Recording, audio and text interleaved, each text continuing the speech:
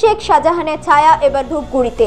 গ্রামে ঘুরছে পঞ্চায়েত সদস্যের নেতৃত্বে দুষ্কৃতীর দল। নিম্নমানের বাঁধের কাজের প্রতিবাদ করায় স্থানীয়দের মারধর, প্রাণনাশের হুমকি। কালো কাপড় বেঁধে এসে মহিলাদের বাড়ি থেকে তুলে নিয়ে যাওয়ার হুমকিও দেওয়া হচ্ছে। একদম শেখ শাহজাহানের রোল মডেল। সন্দেশখালীর ছায়া দেখতে পাচ্ছে জলপাইগুড়ি জেলার ধূপগুড়ির দক্ষিণ জার আলতা গ্রামের স্থানীয় বাসিন্দারা। সূত্রপাত হয় নিম্নমানের কাজের অভিযোগ তোলেন স্থানীয় বাসিন্দারা। নিম্নমানের সামগ্রী দিয়ে নদীর পাড় তৈরি কাজের প্রতিবাদ করায় রীতিমতো হুমকি দিচ্ছেন গ্রাম পঞ্চায়েতের সদস্য বাবলু হোসেন। হুমকির মুখে পড়তে হচ্ছে অভিযোগকারীদের। এমনই ঘটনা অভিযোগ করলেন ধূপগুড়ির দক্ষিণ আলতা গ্রামের বাসিন্দারা। এটা আমাদের মুখ্যমন্ত্রী মমতা ব্যানার্জির অনুপ্রেরণায় এবং আমাদের এটা এমএলএ সাহেবের উদ্যোগে এখানে যে বাঁধ হচ্ছে সেটা ইরিগেশন দপ্তর থেকে হচ্ছে এবং সর্বোপরি এই কাজের দেখাশোনার জন্য ইরিগেশন দপ্তরের ইঞ্জিনিয়ার সাহেবরা থাকে। আমি যা খোঁজখবর নিয়ে দেখেছি যে ঘটনা হচ্ছে এখানে এরা নিজেদের মধ্যে একটা গোষ্ঠীদ্বন্দ্বে জড়িয়ে পড়তেছে। ঠিক আছে, এগুলো এটা ঠিক না। এটা ঘটনার ব্যাপারটা হচ্ছে সরকারি কাজ, সরকারি দেখাশোনার জন্য কিন্তু আমাদের কি থাকে ইঞ্জিনিয়ার সাহেব। আমরা কিন্তু কেউ ইঞ্জিনিয়ার নেই। আমরা কোনটা ভালো কোনটা খারাপ সেটা কিন্তু আমরা জাস্টিফাই করতে পারবো না। এবার এই জায়গায় দাঁড়িয়ে ইঞ্জিনিয়ারদের দায়িত্ব বলা হচ্ছে, আমরা ডিপার্টমেন্টালগতভাবে জানিয়ে দিয়েছি যে কাজ যারা মমতা ব্যানার্জির অনুপ্রেরণা যেহেতু কাজ হচ্ছে, একটা খুব এখানকার মানুষের দীর্ঘদিনের একটা দাবি ছিল, সেই দাবিকে সামনে রেখে তো এই কাজ খুব ভালোভাবে করতে হবে। এখানে কে বা কাহারা যদি কারো কোনো অভিযোগ থাকে সেটা তারা ইঞ্জিনিয়ার সাহেবদের বলতে পারে, ইঞ্জিনিয়ার সাহেবদের জানিয়ে দিতে পারে, কিন্তু না জানিয়ে তারা এককভাবে একে অপরকে যদি কাদো ছড়াছড়ি করে এটা কিন্তু ঠিক না।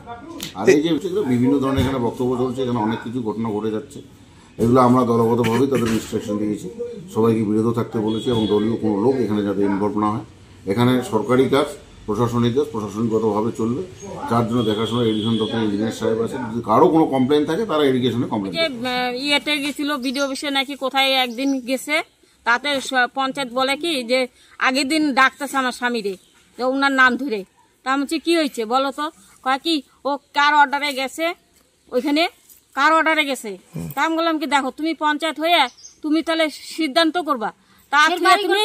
পরের দিন কি হয়েছে, পরের দিন আইসা ওই লোকজন নিয়ে এসে আমার স্বামীনে মারতে গেছে, বাড়ির উপরে কদ্দুস গেছে আর আফা ছিল।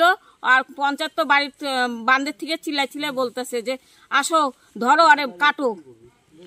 তাহলে মহিলাদের ভয় দেখায়, কয় বান্ধে উঠলে পিটাইবে, মুখে বাইন্দা নিয়ে যাবে, মানুষ উঠাই নিবে।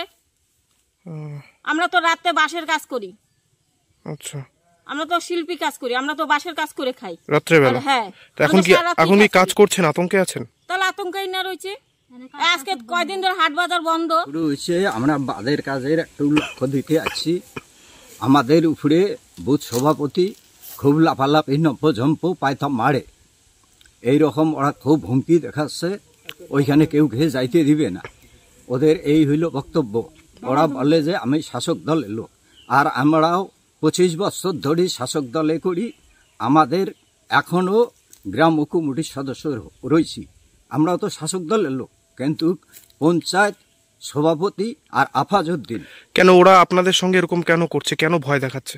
ওরা ভয় দেখাচ্ছে এখন হইলেও কাজটা সেকশন হয়ে আসছে।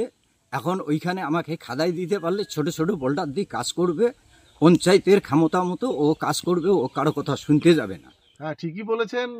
মাগুরমারি 2 নং অঞ্চলে জলঢাকার নদীর বাঁধ তৈরি হচ্ছে এবং সেখানে পঞ্চায়েত সদস্যই পেটি ঠিকাদার সেজে নিম্নমানের মাল সরবরাহ করছেন।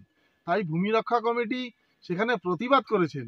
তাই পঞ্চায়েত সদস্য শেখ শাহজাহানের রূপ ধারণ করে তারা ডাকাবুকো শাসক দলের নেতাদের নিয়ে গ্রাম রক্ষা কমিটির যে ভূমি রক্ষা কমিটি আছে সেখানকার মহিলাদের হুমকি দিয়ে বেড়াচ্ছেন যে রাতের অন্ধকারে কালো কাপড় বেঁধে আবার শেখ শাহজাহানের কীর্তি তিনি শুরু করবেন, যখন তখন তুলে নিয়ে গিয়ে মেরে জলঢাকার জলে ভাসিয়ে দিবেন। তাই আমরা ভারতীয় জনতা পার্টির পক্ষ থেকে বলতে চাই, অনতিবিলম্বে প্রশাসন নজর দিক এবং যাতে সঠিক শিডিউল মেনে কাজ হয় সে বিষয়ে প্রশাসন নজর দিক এবং পুলিশ প্রশাসনের নিকট আবেদন যে এ ধরনের যে হুমকি দিয়ে বেড়াচ্ছে অনতিবিলম্বে তাদের আইনের আওতায় এনে গ্রেপ্তার করা হোক এবং যথোপযুক্ত সাজা দানের ব্যবস্থা করা হোক।